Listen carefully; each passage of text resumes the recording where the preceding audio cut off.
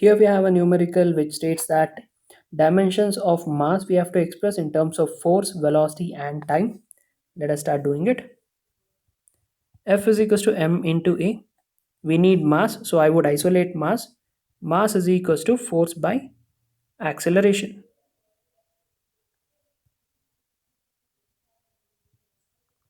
What is acceleration? Acceleration is velocity by time,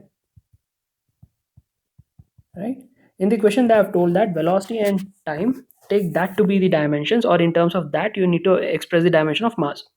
So this would give me v to the power plus 1 and t to the power plus 1, or in other words I would get acceleration is equals to v to the power plus 1 and t to the power minus 1. Force dimension is f to the power plus 1. Acceleration dimension I have just found out, that is v to the power plus 1 and t to the power minus 1.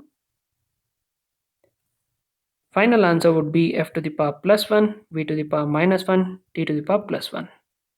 This is the final answer that you would get, and that's the end of the numerical. Thank you.